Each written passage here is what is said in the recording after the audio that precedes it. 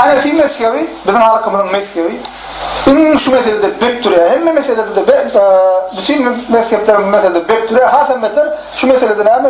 Şurt kesip atacağım ne fitvaları var.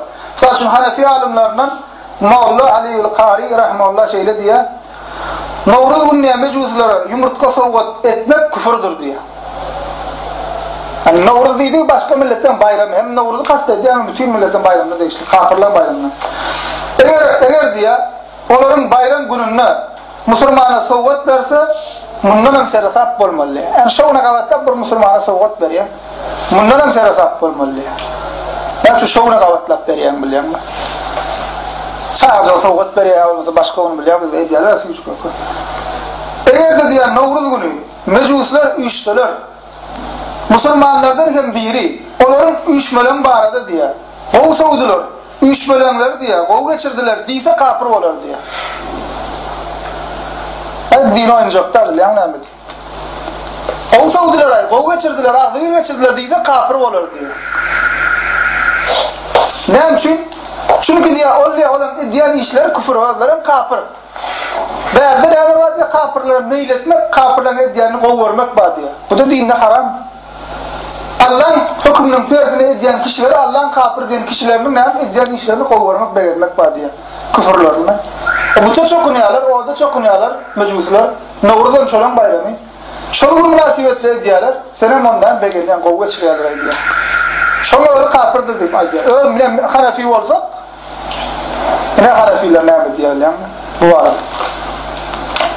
İmam Zahabi rahmetullah şeyle diye Yahudilerin ve Hristiyanların bayramına koşulmaktan ervet zat yoktur. Kafirler diye o gününü diye bezenip, beslenip, zenanlar diye çağırlar, dürlü giyinip, dürlü naharlar tayinlep, gezmeye çıkarlar diye. Peygamberin sünnetinin tersine edip, kafirlerin bayramına koşulup, bellep, ertiyip, kul kıyamet gününü diye. Ne edip Peygamberin yüzüne seyredeceksiniz diye. O gününe bezenip, beslenip, çağırlar, dürlü nahar edip, gezmeye çıkarlar diye. Peygamberin sünnetini yerine getirip, sünnetinin tersine edip, kıyamet günü ne edip Peygamberin yüzüne seyredecek diye İmam Zahabi. Peygamber'e bunlar etmeller, olan eden etmeller dedi. Allah kafirleri söylemeyen onları eğermen dedi. Bizim olan adetini adın edip kıyamet gününe ayrık Müslüman olmalıdır. İmam Zahabi hem namı şunu diyorlar. İnşallah cennet. Onun alimler şeyle diyorlar. Kafir diye öz bayramları münasibetle kutlamak haramdır diyor. Onları diye bayramın kutlu olsun demek, tazeyilin kutlu olsun, sınavım kodum demek diye göğe Hristiyana, hacı çokunyanın mübarek olsun, kutlu olsun demek gelirler diye. Hatta diye bir kişi diye zina etse, adam ölürse, içki içse diye, ona kutlu olsun diyersin ha. Bir kafir öz bayram münasibetle kutlamak ondan beterdir diye. Zina ediyanın kutlu olsun, adam ölürenin kutlu olsun, Arapçanın kutlu olsun demekten ondan beter diye. Kafir onun şirk diye öz şirki simbollarını, müşriklik simbollarını, yol kafını, popunun suratlarına, det marazını koyup neyini bayram ediyor. Sen onun şu bayramını kutlayan. Onun gözüne getiren yani bu mesele ulu alimler tarafından cevap verilen şöyle. İbn-i Kayyim rahmetullah el-Cevziye, İbn-i Useymi'ne soruluna edilişi cevap veriyor rahmetullah.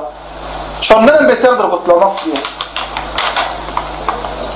Hatta şeyle deydiler fıkhına, bu meselenin fıkhına, şol bayramı tayinlenenlere diye kömek etmek, yani gerek zaten satmam diye haramdır diye.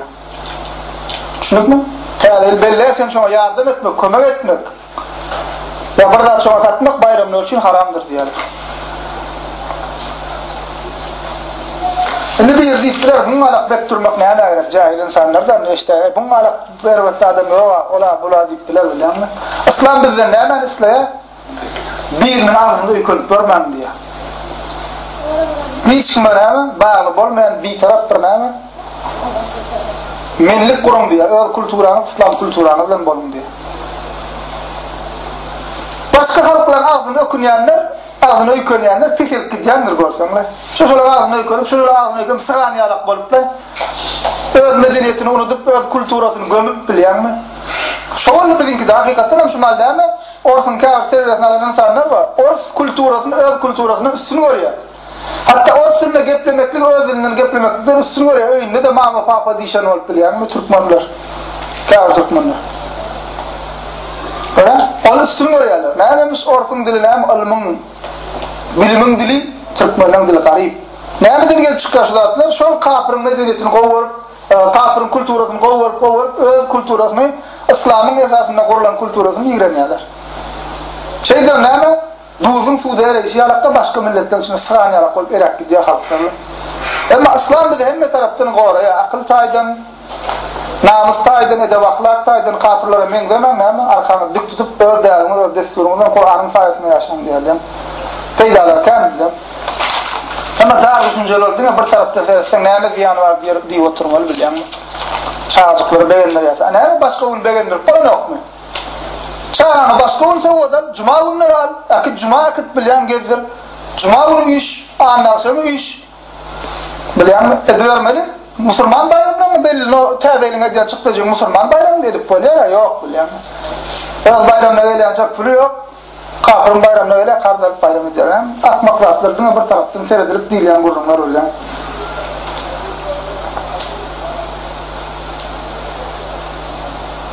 Şunun için biz şuna yapışmalı, cemleyen inşallah.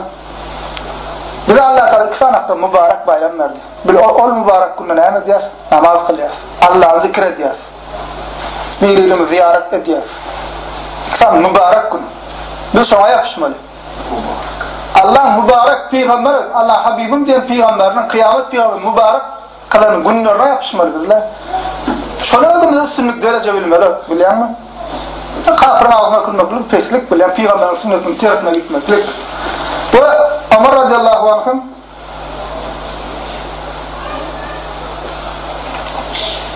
şu sözü bilen dersi cemleyen Farslara koşunu uğradı diye Ömer radiyallahu anh.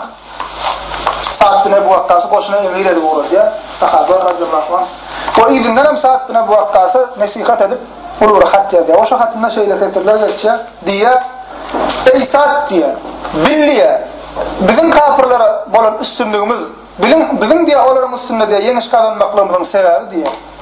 Ve onların diye bizden yenilmekliklerinin sebebi diye olan günahkar olup bizim neyme Allah takvalık edeceğimizi düşünür diye. Biz Allah takvalık edeceğiz, Allah'dan korkacağız, Allah'ın hükmüne yaşayacağız. Allah bizi üstüne diye, bizi yenince diye, onların bizim elimizden cezalandırıyor. Ki neyme olur kapır olurlar, Allah neyme Allah'ın kazanını getirdiler diye.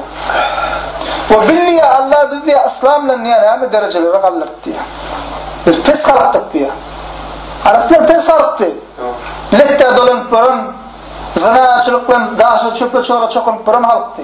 Kırmışıp tire tayfa davası, hak yok, hukuk yok, silah yok, hürmet yok, bir cahil, vahşi halıptı. Lette dolanıp varın, eşin nemedin bilen okulardı. İslam'la Allah Teala derecelenirdi, dünyanın basvallah Araplar olacak. Neyse devletlerine fiyetti Allah Teala. İslam'la.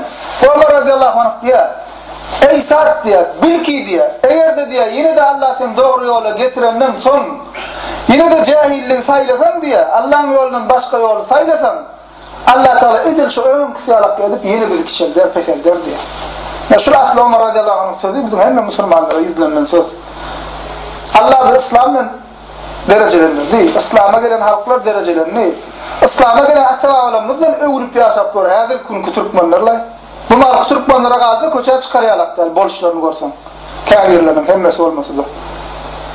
Şöyle atavağlarla övülüp görürler, hazır gün için Göktepe'dekine ama Kabraş'ta oşan atavağlarla övünüyorlar, 100 yılından önce. Selçuklarla övünüyorlar. Tamam şolar bolayıptır, bolmasa hiç tatlarım yok, şu marka cahilliklerle, ortasına altına yıkönçlerle.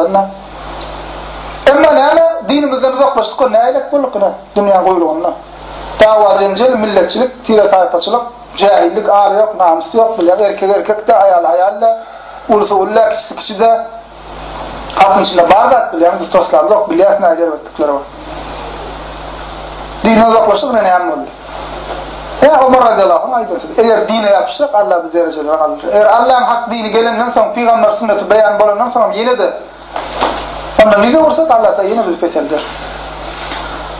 Hata eden olsak, yanlışlar olsak Allah Teala'dan bağışlarını dileyaz. Hatalarımız, yanlışlarımız bizim adımızdandır. Bütün yaşlılıklar, kovluklar Allah Teala'dandır.